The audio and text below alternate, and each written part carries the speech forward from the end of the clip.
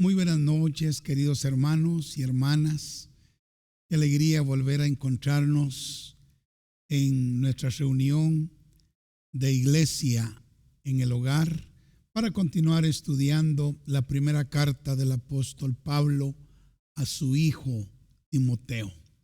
Hemos sido enriquecidos, yo en lo personal he sido enriquecido con este estudio y yo espero que ustedes también estén siendo bendecidos al estudiar cada tema que Pablo nos presenta en esta carta.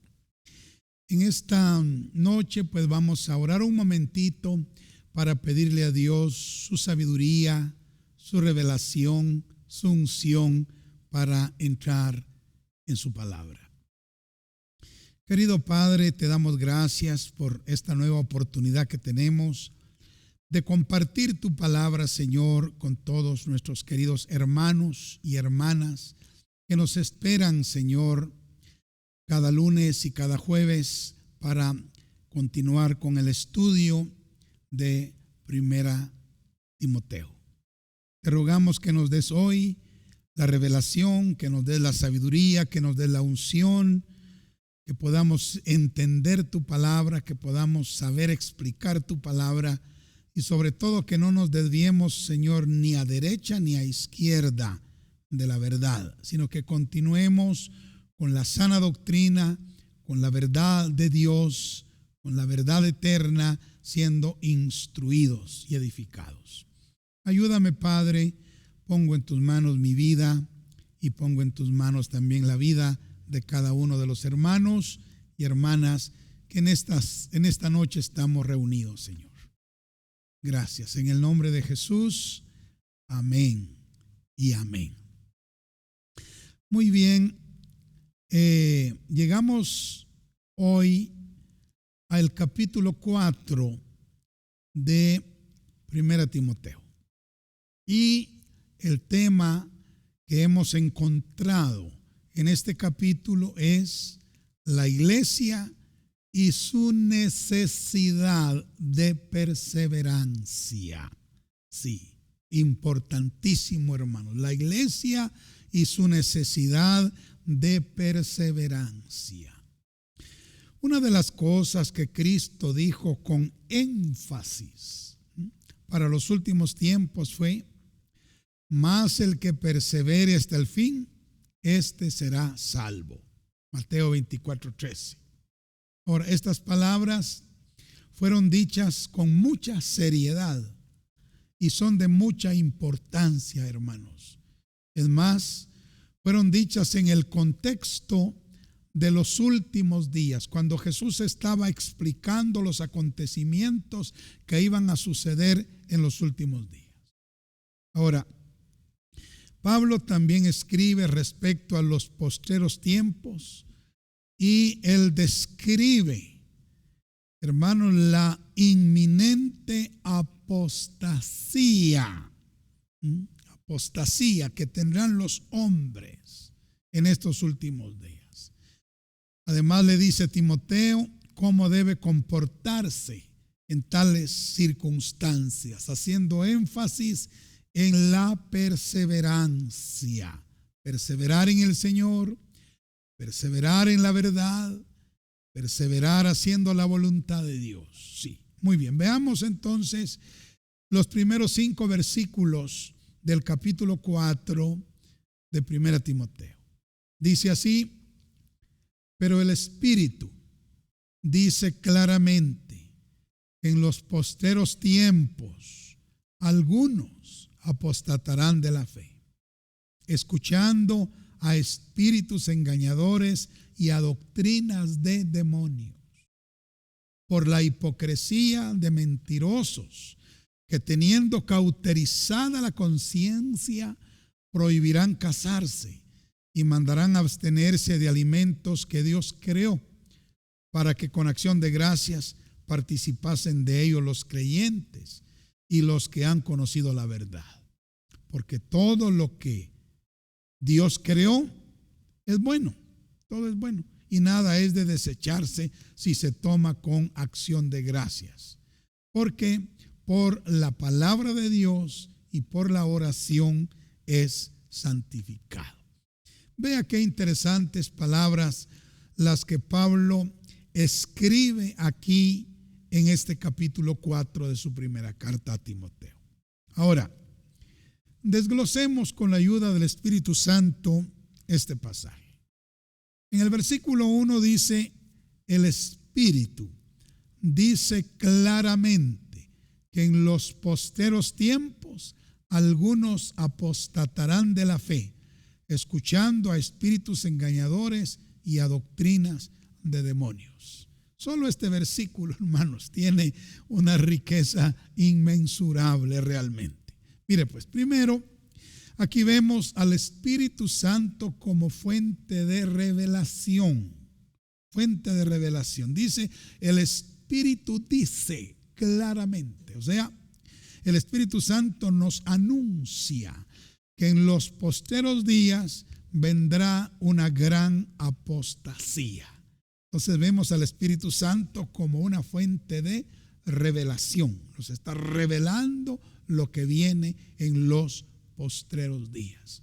Una gran apostasía. Muchos apostatarán de la fe, dice acá el Espíritu Santo. Ahora la palabra apostasía o apostatar en el griego significa deserción de la verdad o divorciarse de la verdad. ¿Sabe? Esto es lo que han hecho, están haciendo y continuarán haciendo muchos en estos postreros tiempos, apostatando de la fe, es decir, desertándose de la verdad, como cuando un soldado, ¿verdad?, se deserta del ejército, ¿verdad? Se va, no quiere estar ahí. O divorciarse de la verdad, como cuando un matrimonio, ¿verdad?, se divorcia. Uno agarra para un lado y otro para el otro. Así, muchos están haciendo y han hecho en estos postreros tiempos. En Mateo capítulo 24, versículo 10 al 13, Cristo anunció, mire, esta deserción, este divorcio de la verdad, mencionando tres clases de muchos, diciendo, muchos tropezarán entonces y se entregarán unos a otros y unos a otros se aborrecerán. Note, el primer grupo de muchos tropezarán. Y luego dice, y muchos falsos profetas se levantarán y engañarán a muchos. O sea, muchos serán engañados también por los falsos profetas. Y por haberse multiplicado la maldad, dice, el amor de muchos se enfriará. Mas el que persevere hasta el fin, este será salvo. Usted puede darse cuenta que Jesús, en ese capítulo 24 de Mateo, que es considerado el Apocalipsis de Jesucristo, menciona tres clases de muchos como parte de la gran apostasía que vendría en los últimos días. Muchos tropezarán. Ahí la palabra es muchos serán ofendidos y por ser ofendidos se irán. Muchos serán engañados por los falsos profetas y maestros que se levantarán. ¿Sí? Y muchos serán enfriados en su amor al Señor por causa de la maldad. Pero Cristo dijo, más el que persevere hasta el fin, este será salvo. Y estimados hermanos, quiera Dios que nosotros seamos de esos que perseverarán hasta el fin. Sí. Que seamos parte de esa compañía que continuará hasta el fin y llegará a la meta. Bendito sea Dios. Ahora, Pablo menciona a los agentes que causarán esta gran apostasía en la iglesia. Aunque la fuente es la misma, Satanás es la fuente, es la misma, pero los agentes, los que llevan a cabo, ¿verdad?, el trabajo mencionados aquí por Pablo son dos.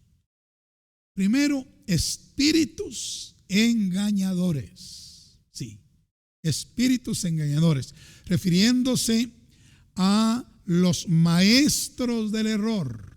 O sea, se van a levantar hombres y mujeres poseídos, hermanos, por espíritus de error, por demonios engañosos. Sí, y ellos serán los agentes para poder comunicar el error y hacer que la gente que no tiene buenos fundamentos apostate de la fe. Bueno, y el otro agente pues dice acá doctrinas de demonios. Mire, refiriéndose obviamente a las enseñanzas, doctrinas de demonios. Entonces, espíritus engañadores y doctrinas de demonios son los que van a trabajar para que mucho pueblo apostate de la fe, deserte de la fe, se divorcie de la verdad. Sí, qué tremendo. Los maestros que enseñarán tales doctrinas estarán, como dije, poseídos por espíritus engañadores, y las enseñanzas mismas vendrán de la mente corrupta de los demonios, de la misma mente y el corazón de Satanás. Qué terrible. Bueno, en el versículo 2 dice: por la hipocresía de mentirosos, que teniendo cauterizada la conciencia. Ahora aquí Pablo hace mención del carácter, de la naturaleza de los maestros humanos que serán usados por espíritus de demonios, que ya mencionamos, diciendo que serán personas que tendrán cauterizada la conciencia. Fíjense, hermanos, cauterizada la conciencia. La palabra cauterizada viene del griego cauteriazo, ¿sí? Y significa quemar, aplicar hierro ardiente, ya para curar una herida que tarda en cicatrizar, o para marcar a un esclavo o a un animal e indicar así quién es su dueño. Qué tremendo.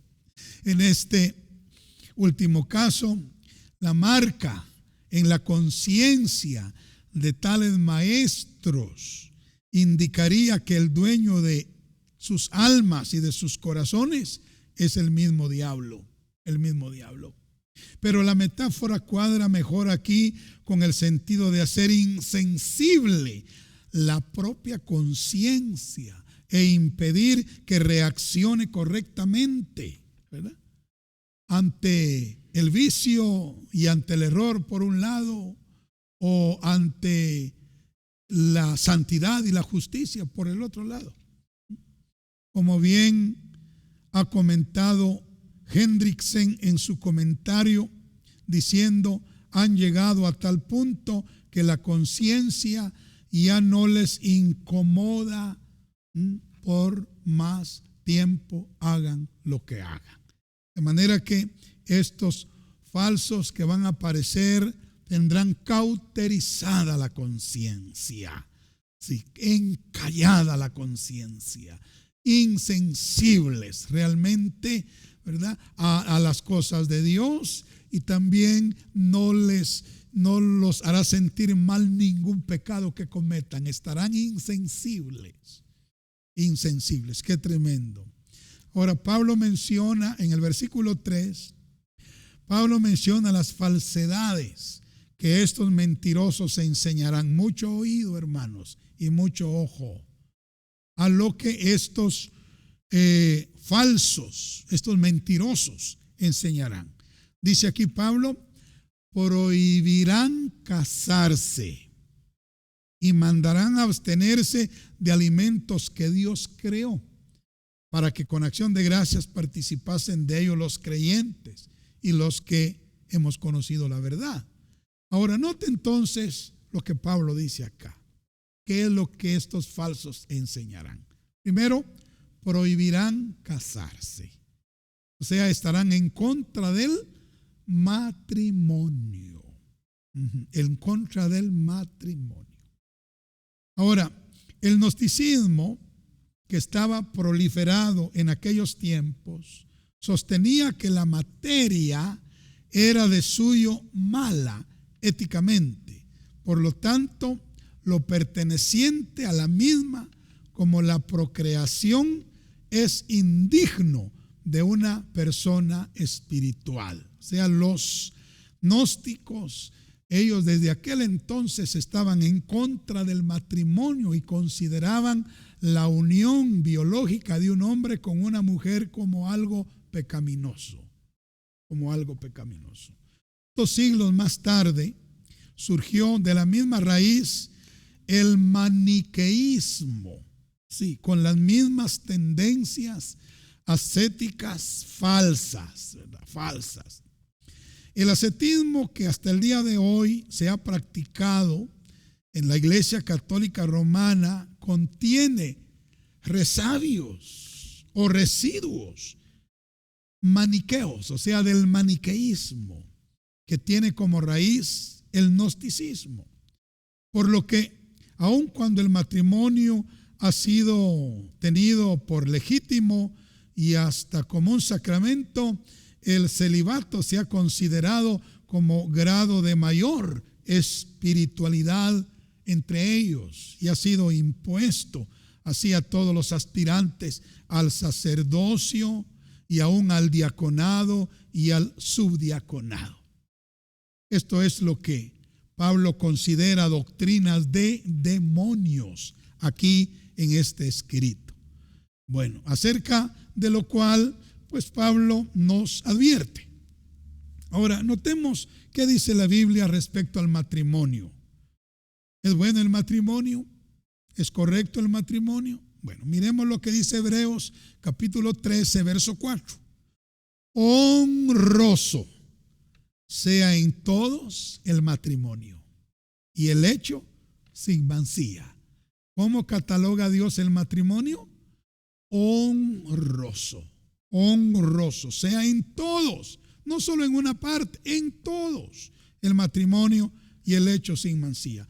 Pero a los fornicarios y a los adúlteros los juzgará Dios. Y esto es lo que la Iglesia Católica ha hecho al prohibirles el matrimonio a sus sacerdotes. Les han abierto la puerta para que ellos cometan todo tipo de inmoralidad, cometiendo fornicación, cometiendo adulterio y en algunos casos homosexualidad o lesbianismo. Es algo horrible, sí. Luego en 1 Corintios capítulo 7 verso 3 dice: el marido, óigase bien, cumpla con la mujer el deber conyugal. Y aquí se está refiriendo a las relaciones sexuales dentro del matrimonio. Y asimismo la mujer dice con el marido. Hay que cumplir con eso. Dice: no os neguéis el uno al otro, a no ser por algún tiempo de mutuo consentimiento, para ocuparos sosegadamente en la oración. Y luego dice: volved a juntaros en uno, para que no os tiente Satanás a causa de vuestra incontinencia. Entonces, esta es la perfecta voluntad del Señor. O sea, el matrimonio está dentro del marco del propósito de Dios, del plan perfecto de Dios para la humanidad. Pero estos falsos maestros y estas doctrinas de demonios, ¿qué vendrán enseñando en este último tiempo? Prohibición al matrimonio. Qué tremendo, ¿verdad? Bueno, pero hay otra cosa. Dice aquí Pablo: y mandarán abstenerse de alimentos que Dios creó. Los falsos maestros a los cuales se refiere el apóstol Pablo, ¿sabe? Harán énfasis en lo que se come. Sí, harán énfasis en lo que se come. ¿Cómo lo hicieron los falsos maestros en aquel tiempo, en el tiempo pasado?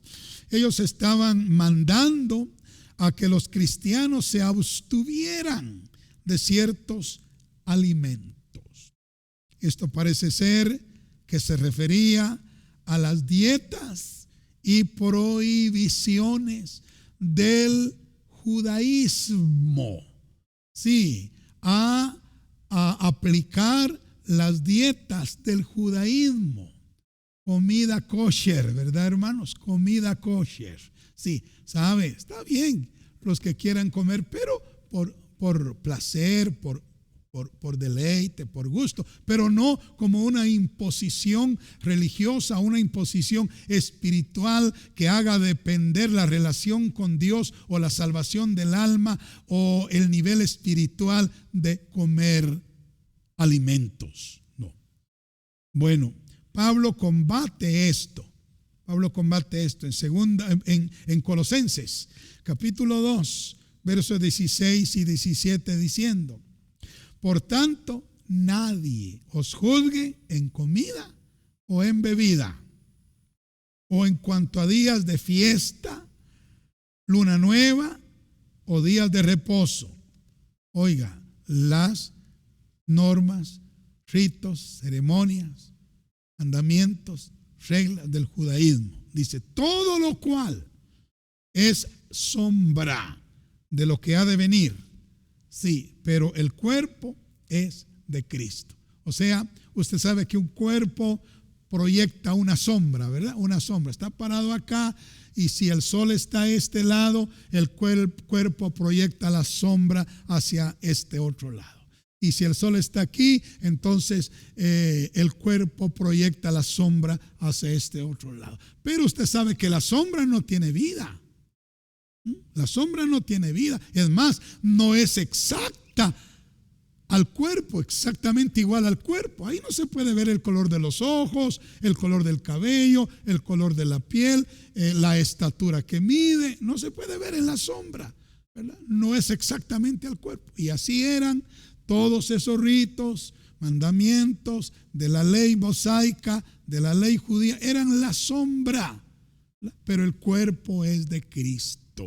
Bendito sea Dios. O sea, esas cosas enseñaban verdades espirituales que son parte de la iglesia, del cuerpo de Cristo. Bendito sea el nombre del Señor para siempre. Pero no tenemos que vivir la sombra, sino tenemos que vivir la vida que es Cristo. Luego, en Colosenses 2, versículo 20 al 23, sigue diciendo: pues si habéis muerto con Cristo en cuanto a los rudimentos del mundo, ¿por qué? Como si vivieses en el mundo, os sometéis a preceptos tales como: no manejes, ni gustes, ni aun toques en conformidad a mandamientos y doctrinas de hombres, cosas que todas se destruyen con el uso. Sí, tales cosas tienen a la verdad cierta reputación de sabiduría en culto voluntario, en humildad y en duro trato con el cuerpo, pero no tienen valor alguno contra los apetitos de la carne. O sea, esas cosas no nos van a hacer más espirituales. No van a destruir el pecado que está en nuestra carne. No, lo que destruye el pecado en nuestra carne no es el cumplimiento, la observación de los ritos y ceremonias judaicas que son la sombra. Lo que destruye este hombre viejo, esta naturaleza pecaminosa, es la vida de Cristo, el Espíritu de Cristo, la justicia de Cristo en nosotros. Eso es lo que tenemos que entender. Y no está de más advertir, hermanos, a la iglesia sobre esa famosa corriente mesiánica, ¿verdad?, que ha aparecido en estos últimos días, que se ha levantado, con la cual pues debemos tener muchísimo cuidado, porque ¿sabe qué están haciendo los mesiánicos? Están haciendo una mezcla entre el cristianismo y el judaísmo, entre la obra de la gracia y la obra de la ley, y eso no se puede hacer. La ley ya quedó en el pasado y estamos en la dispensación de la gracia. No tenemos por qué estar observando sacrificios, ni ritos, ni ceremonias como se observaba en la ley mosaica. Bendito sea Dios. Ahora el apóstol Pablo nos hace saber en los versículos 3 al 5 de la porción que nos ocupa, que esta última prohibición no solamente no es útil para fomentar la espiritualidad, sino que es contraria a la voluntad de Dios. Sí, el abstenernos de todo tipo de alimento es contraria a la voluntad de Dios. Aquí dice Pablo, porque todo lo que Dios creó es bueno y nada es de desecharse si se toma con acción de gracias, porque por la palabra de Dios y por la oración lo que comemos es santificado. Bendito sea el nombre de Dios. Bueno, continuemos ahora con los versículos 6 al 11 de esta porción que nos ocupa. Pablo exhorta a Timoteo a nutrirse de la buena doctrina y a ejercitarse para la piedad, diciendo lo siguiente: si esto enseñas a los hermanos, serás buen ministro de Jesucristo, nutrido con las palabras de la fe y de la buena doctrina que has seguido. Desecha las fábulas profanas y de viejas. Ejercítate para la piedad, porque el ejercicio corporal para poco es provechoso, pero la piedad para todo aprovecha, pues tiene promesa de esta vida presente y de la venidera. Palabra fiel es esta y digna de ser recibida por todos, que por esto mismo trabajamos y sufrimos oprobios, porque esperamos en el Dios viviente, que es el Salvador de todos los hombres, mayormente de los que creen. Esto manda y enseña, le dice Pablo a Timoteo.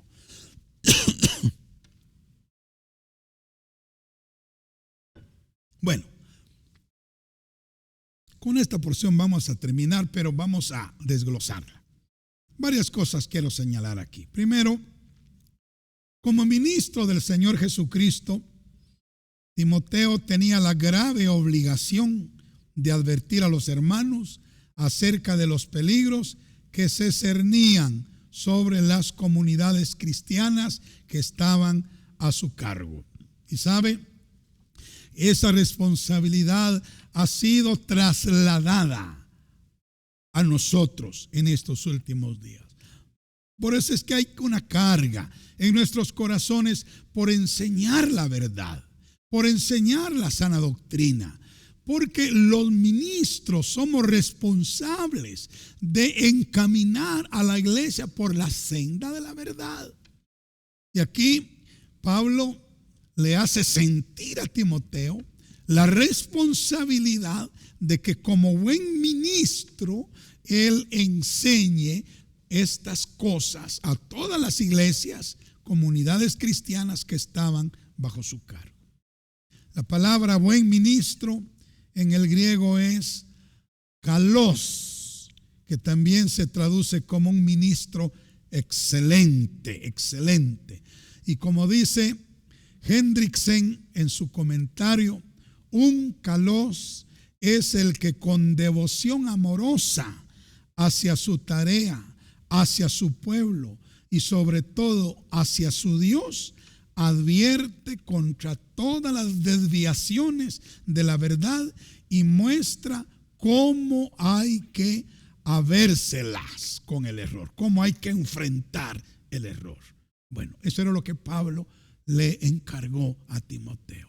Hermanos, eso es lo que el Espíritu Santo nos ha encargado a nosotros también en la Universidad Cristiana Sion, en el Instituto Bíblico Jesucristo, en la Iglesia Cristiana Jesucristo y lógicamente en todas las iglesias en el hogar, reuniones que tenemos con grupos pequeños de hermanos. Sí, esa es la carga, enseñar la verdad.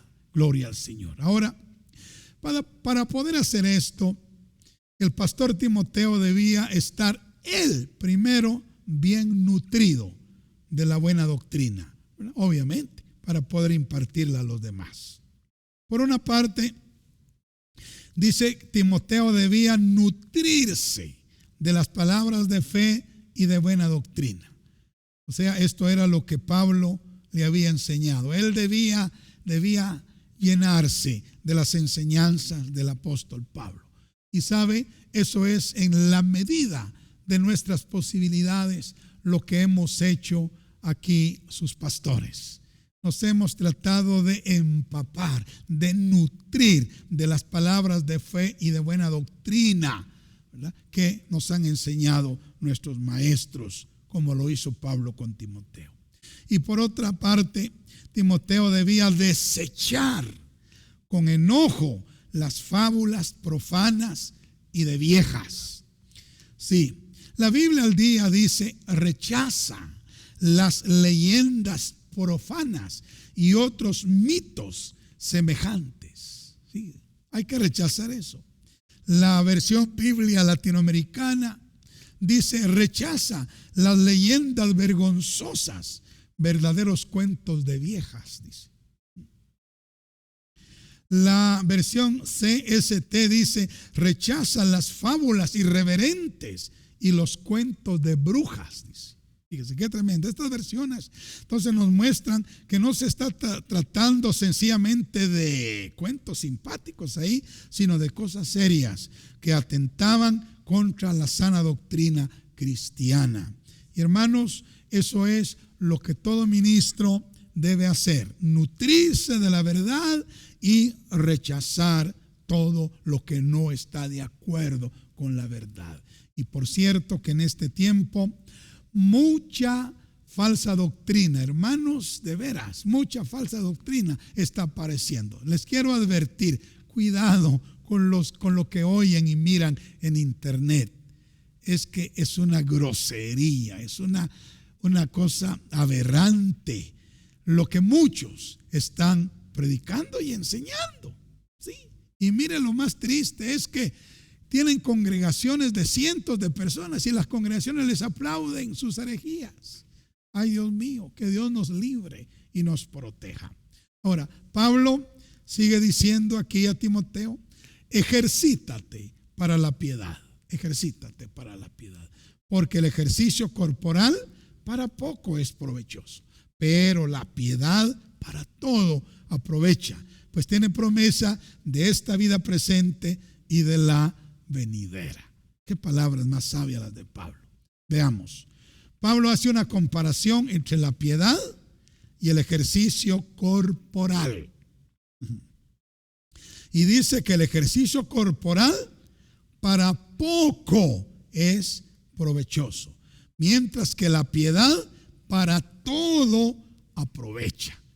Bueno, entonces, mire, no está diciendo aquí Pablo que no hay que hacer ejercicio corporal. Sí, hay que hacer ejercicio. Hay que caminar, y si usted puede correr, hay que salir a correr. Si usted puede ir al gimnasio, pues está bien que vaya a hacer ejercicio, pero no debe sustituir su relación con Dios por cuidar su hermoso cuerpo. ¿Por qué? Porque su espíritu y su alma son más importantes que su cuerpo. Mire, aunque cuidemos nuestros cuerpos, tarde o temprano vamos a morir. ¿Y a dónde va a ir el cuerpo? Al polvo. Polvo eres y al polvo volverás, ¿sí? Pero nuestro espíritu y nuestra alma son eternos. Entonces, sustituir el tiempo que le debemos dar a nuestro espíritu y alma por el tiempo que le damos al cuerpo no es sabiduría. No es sabiduría. Tenemos que ser balanceados, equilibrados, y darle más importancia a lo espiritual que a lo físico. Note usted que lo espiritual tiene 66% de nuestro ser y el cuerpo solo un 33%. Si usted divide el 100%, ¿verdad?, de nuestro ser dentro de 3, que son espíritu, alma y cuerpo, va a encontrar que al cuerpo le corresponden 33.33%. Y al ser espiritual, su alma y su espíritu le corresponden 66.66%. Entonces, es más importante la piedad que tiene que ver con el espíritu y el alma que el ejercicio corporal. aunque no estamos en contra del ejercicio corporal. Bueno, si vivimos piadosamente, es decir, conforme al esquema del Evangelio de nuestro Señor Jesucristo, vamos a ser bendecidos, hermanos, en esta vida y por la eternidad. Vamos a tener bendiciones espirituales, bendiciones emocionales, bendiciones físicas en esta vida y por supuesto, ¿verdad?, bendiciones eternas que Dios promete en su palabra. Por lo tanto, les quiero dejar este mensaje. Debemos darle el primer lugar a lo espiritual, a lo celestial, a lo eterno, a lo que es y viene de Dios para nuestra eternidad. Sí, eso debe ocupar prioridad en nuestra vida. Bendito sea el nombre del Señor. Bueno, vamos a pasar a los versículos 12 al 16 de este capítulo 4, donde encontramos la exhortación personal de Pablo al joven Timoteo. La exhortación personal de Pablo al joven Timoteo, que debemos tomarla también para nosotros. Se recuerda que en una de las clases anteriores yo le decía que ahora los Timoteos somos nosotros, a quienes Pablo se está dirigiendo con esta carta.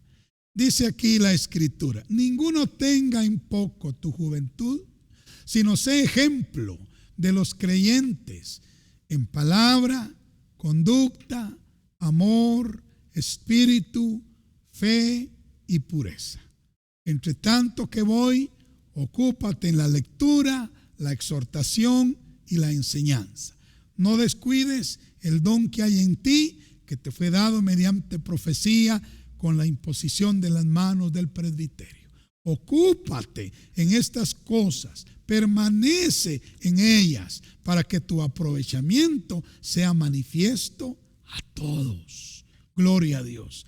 Ten cuidado de ti mismo y de la doctrina. Persiste en ello, pues haciendo esto te salvarás a ti mismo y a los que te oyeren. Ay, hermanos, esta porción, mire, tiene riquezas espirituales. Y quizás no las vamos a poder ver en esta ocasión, pero en la próxima vamos a continuar desarrollando esta porción. Pero comencemos por lo menos. Timoteo tenía un poco más de 30 años cuando Pablo le escribió esta carta. Y él fue puesto en autoridad sobre otros ancianos, incluso el de mayor edad. Por eso se le dice: ninguno tenga en poco tu juventud. ¿Sabe? Esta situación yo la experimenté en el inicio de mi vida ministerial. El Señor me llamó al ministerio siendo muy jovencito y yo comencé a pastorear teniendo 18 años. Cuando hoy miro a mi nieto que tiene 19 y todavía le miro cara de niño, digo, pero padre, ¿qué pasó conmigo? Yo de 18 años comencé a pastorear. Había gente más madura, más vieja, tanto en el Señor como en edad, y realmente yo me sentía como débil delante de ellos, incapaz. Yo creo que eso le pasó a Timoteo, pero Pablo sabiamente le dice: ninguno tenga en poco tu juventud. Les quiero decir que yo realmente deseaba ser un hombre de más edad, sí, de más edad, porque yo quería que me respetaran, yo quería que me tomaran en cuenta como un ministro. Así es que comencé muy joven. Pero hermanos, la enseñanza llega a nosotros hoy, ¿sabe? No importando la edad, siempre se debe respetar a los que están en puestos de autoridad, porque toda autoridad viene de Dios. Sí. En Romanos capítulo 13, versículo 1 al 2 dice: sométase toda persona a las autoridades superiores, porque no hay autoridad sino de parte de Dios, y las que hay por Dios han sido establecidas.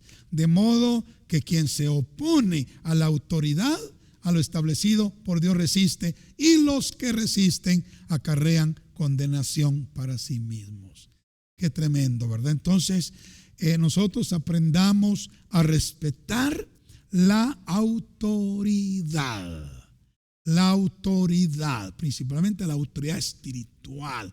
No importa si está sobre un jovencito o sobre un adulto de edad media o sobre un anciano. Bueno, con mayor razón, ¿verdad? Debemos ser respetuosos de la autoridad. Ahora Pablo le dice a Timoteo, ninguno tenga en poco tu juventud, pero le dice algo más. Le dice, sino sé ejemplo de los creyentes. Ese es el lado que le corresponde al ministro, ser ejemplo, ¿verdad? A Timoteo se le pide ser ejemplo, porque el ejemplo es más poderoso que lo que se predica con las palabras. Sí, con las palabras. Entonces, todo ministro, todo líder, todo siervo del Señor, sea anciano, sea adulto, sea joven, debe ser ejemplo de los creyentes. Y Pablo nos dice aquí las cosas en las que debe ser ejemplo. Y vamos a mencionarlas rápidamente. Primero dice Pablo, sé ejemplo en palabra. Esto significa en enseñanza y predicación. Sí, Timoteo debía prepararse concienzudamente para predicar y enseñar la palabra de Dios. No debía improvisar. A mí me duele y de veras no me agrada ver a predicadores que toman livianamente el oficio de predicar y enseñar y ellos improvisan. Agarran unos 2, 3 versículos y ahí le dan un par de leídas y luego se ponen a hablar sobre ellos.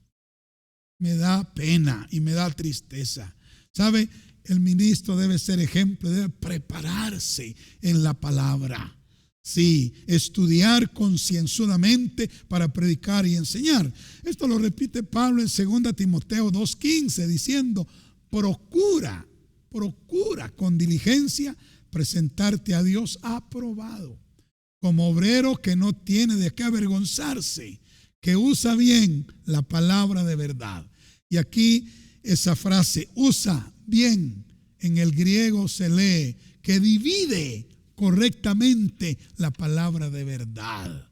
Sí, que divide correctamente la palabra de verdad. O sea, el pastor debe ser el ejemplo máximo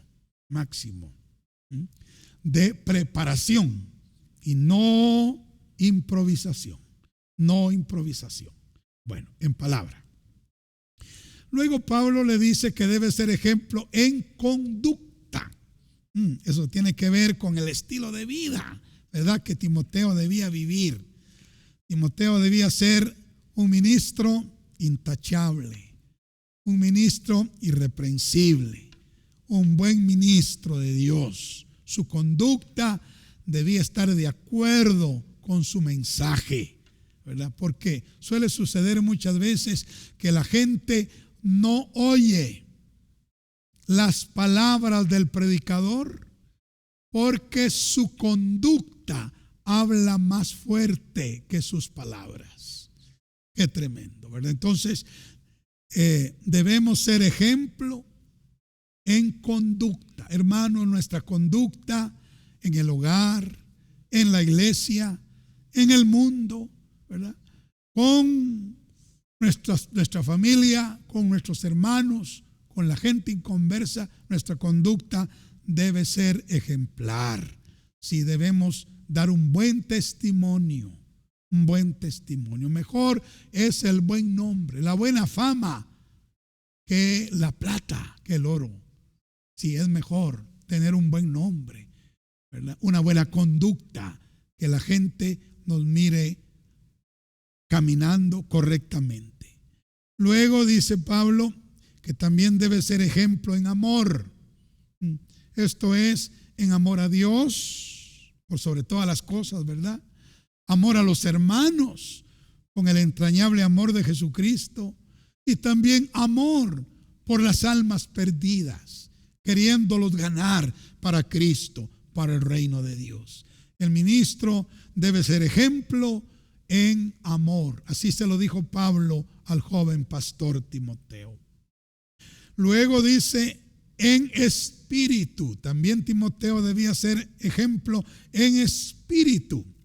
¿Qué quiere decir eso? Bueno, escuche.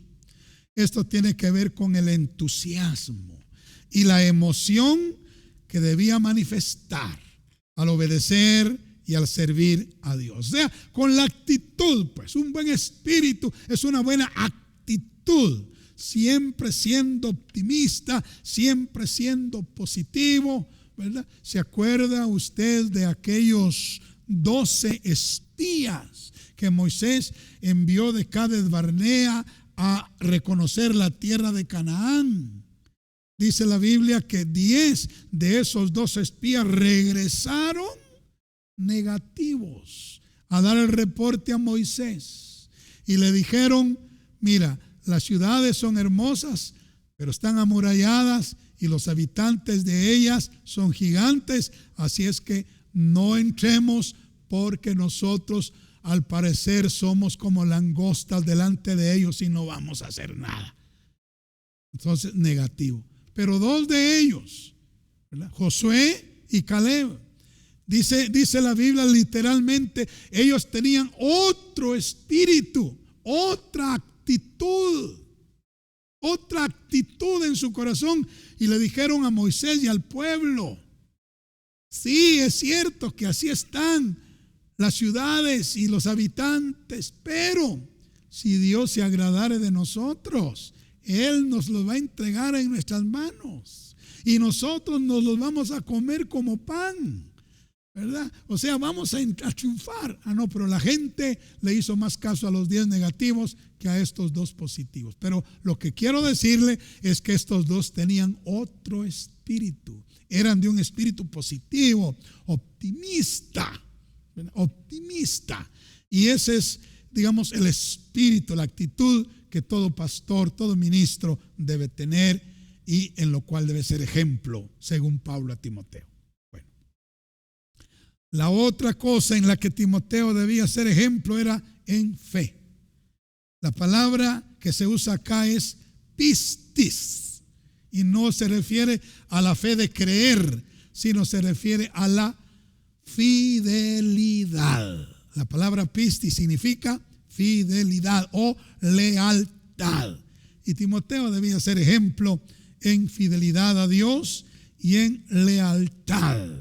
Lealtad principalmente a los hermanos, ¿verdad? Principalmente al apóstol Pablo y también a sus ancianos colaboradores y a toda la iglesia. Sí, entonces debemos ser ejemplos de fidelidad, hermanos, de lealtad.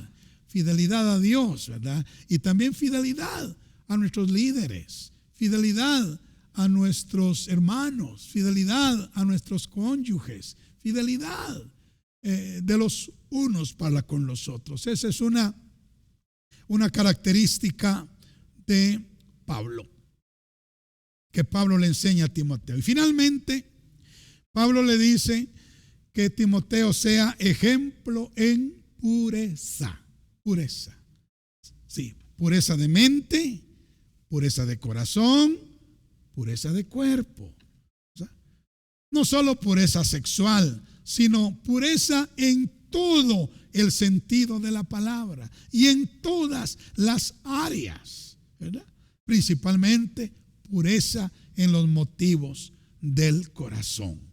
Todo ministro como Timoteo se lo pide, como Pablo se lo pide a Timoteo, todo ministro debe ser ejemplo en pureza.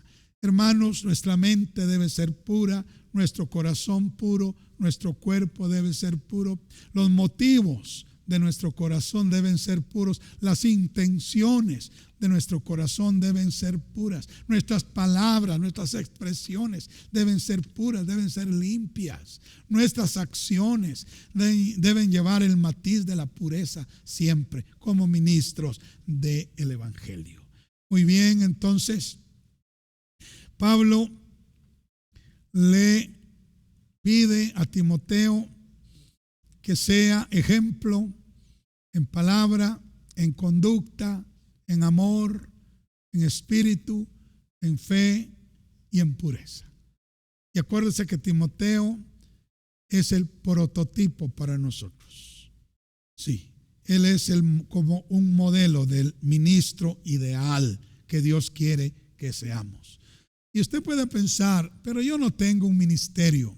Bueno, no necesariamente tenemos o debemos tener un ministerio primario, ¿verdad?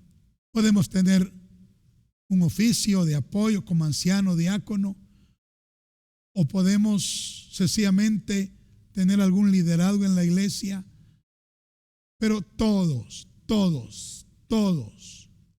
tenemos algo que hacer en la iglesia. Y para hacer eso, para cumplir nuestra misión, nuestra labor, nuestro trabajo, nuestro oficio, nuestro ministerio, debemos ser ejemplo, como Pablo se lo dice acá a Timoteo.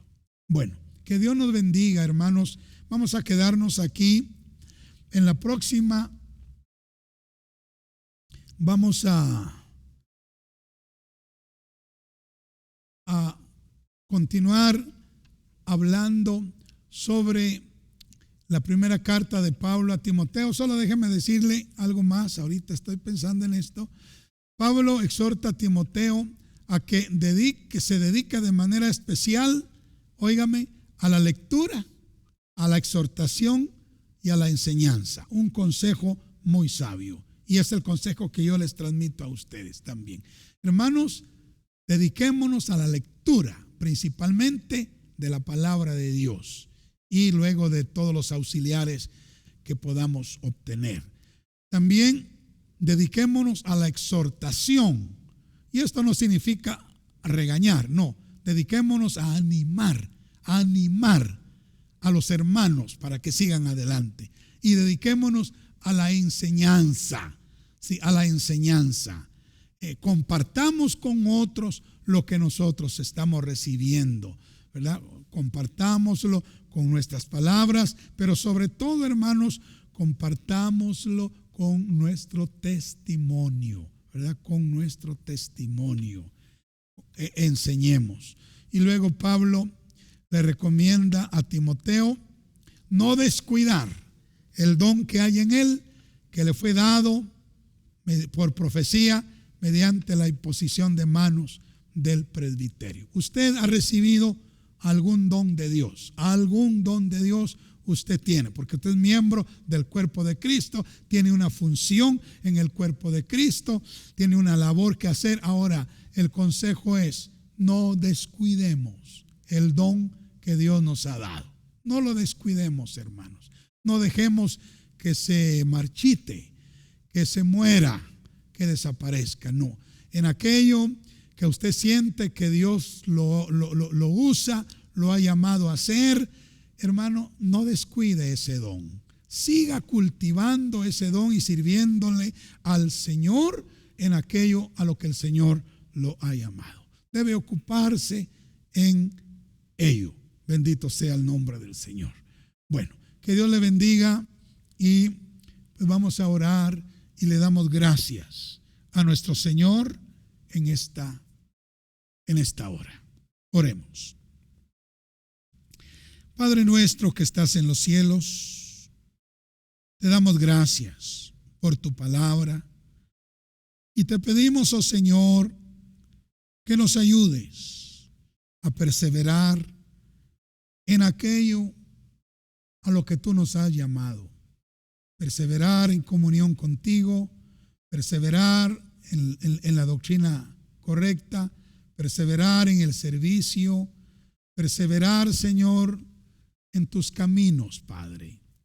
En el nombre de Jesús yo te ruego que bendigas a mis hermanos y que nos ayudes a perseverar, que no dejemos, Señor, nuestro caminar, que no dejemos nuestro don, que no dejemos nuestro trabajo, nuestro oficio, nuestro ministerio detenido ahí, que se marchite, que se seque. No, Señor.